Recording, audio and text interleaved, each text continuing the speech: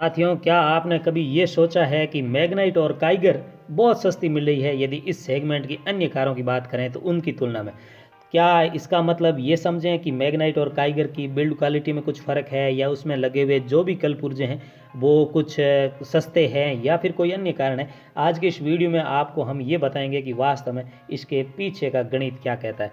साथियों, आप जानते हैं मैग्नाइट की एक शोरूम प्राइस 5,60,000 रुपये, काइगर की 5,64,000 रुपये, मतलब 5.5 लाख के आसपास दोनों की एक शोरूम प्राइस है। लेकिन वहीं इस सेगमेंट के अन्य कारों की सोनेट 6,80,000 रुपये, ब्रेजा 7,50,000 रुपये, नेक्सन 7,20,000 रुपये, एक्सयू इससे भी ज़्यादा 8 लाख के आसपास, और इको स्पोर्ट्स की बात करें तो 8 लाख से भी ज़्यादा 8,20,000 के आसपास। तो कुल मिला के इतनी बड़ी प्राइस या इतनी बढ़ी हुई प्राइस ले रही अन्य गाड़ियाँ, लेकिन मैग्नाइट और काइगर की प्राइस इतनी कम क्यों है? इसके पीछे कारण है इनका इंजन। वास्तव में साथियों, आप जानते हैं सरकार हमसे टैक्स लेती है। रोड टैक्स की बात मैं नहीं कर रहा हूँ, रोड टैक्स तो हमसे डायरेक्ट लिया जाता है, लेकिन इसके अलावा सरकार हमसे जीएसटी और कंपनसेशन सेस जैसे टैक्स के नाम पर हमसे और टैक्स लेती है, जो प्रोडक्शन कॉस्ट में शामिल होता है और वो एक शोरूम प्राइस में जुड़ करके आता है। तो इसके पीछे जो सरकार का नियम है, वो नियम के चलते ही आपको काइगर और मैग्नाइट सस्ती मिल रही है दूसरी गाड़ियों से। इनकी क्वालिटी में या फिर कहें कि अन्य किसी भी मामले में ये इन कारों से कम नहीं है, ये आप मान के चलिए।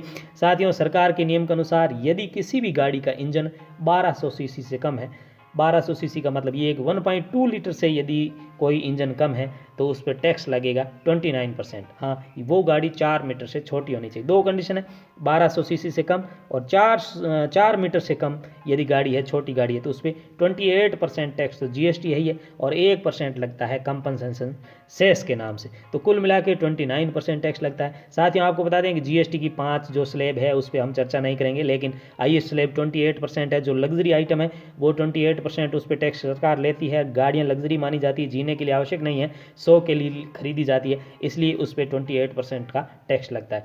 अब यदि दूसरी कंडीशन, यदि आपका इंजन 1200 सीसी से बड़ा है और गाड़ी भले ही आपकी 4 मीटर से छोटी है, तो आपके ऊपर लगेगा 28% जीएसटी के साथ 15% कंपनसेशन सेस, यानी कुल मिला के 43% टैक्स लगेगा। तो एक तो 29% और एक 43%। और यदि 1200 सीसी से भी अधिक है या 4 मीटर से अधिक है या कम है, तो आपको यदि 1.5 लीटर के जो इंजन आते हैं पेट्रोल इंजन, तो आपको 50% देना पड़ेगा टोटल मिला के कॉस्ट, यानी 22% एक्स्ट्रा टैक्स सरकार लेती है। खैर, अब काइगर सस्ती कैसे है, ये गाड़ियाँ महंगी कैसे, इसे हम एक उदाहरण मैग्नाइट के उदाहरण से समझेंगे। साथियों, मैग्नाइट में आता 1.0 लीटर, यानी उस पर टैक्स लगेगा 29%। और 29% का मतलब ये कि लगभग आपके टैक्स बनता है 1,25,000 के आसपास। तो इसकी एक शोरूम प्राइस यदि 1,25,000 रुपये हम निकाल दें, जो इसकी एक शोरूम प्राइस है 5,60,000 में से, तो ये गाड़ी आपको 4,30,000 से 4,40,000 के बीच में मिलती है। मैं बीच का आंकड़ा लूँ तो 4,35,000 रुपये हम मान के चलें। तो साथियों, 4,35,000 में गाड़ी की कॉस्ट शामिल है, कंपनी का प्रॉफिट शामिल है, और जो भी दूसरी चीज़ें वो सब शामिल है, और अब इस पे 1,25,000 रुपये सरकार ने जोड़ दिया टैक्स, तो ये हमारे तक आते आते बन गई 5,60,000 रुपये।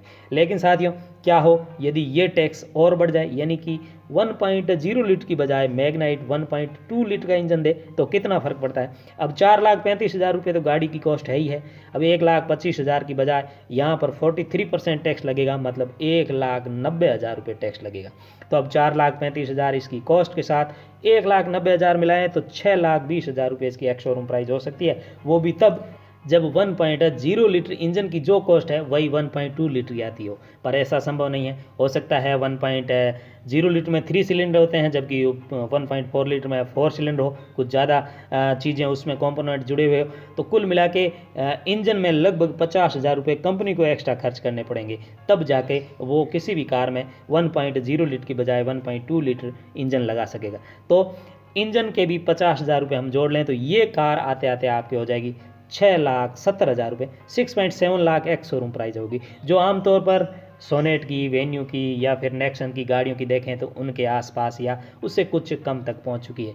तो कुल मिला के ये जो पूरा मामला है वो टैक्स का मामला। साथ ही आपको बता दें जाते जाते ये भी कि वास्तव में जो ये टैक्स है ये जीएसटी या कंपनसेशन सेस है, कुल मिला के ये कि ये रोड टैक्स नहीं है, रोड टैक्स हमसे बाद में सरकार लेती है। तो साथियों, क्या हो यदि सेंट्रल गवर्नमेंट कह दे कि भाई जाओ ऐसा करो, हम टैक्स नहीं लेंगे, आप गाड़ियाँ खरीदो, तो जो गाड़ी हमें मैग्नाइट मिल रही है 5,60,000 में, वो मिलेगी 4,35,000 में।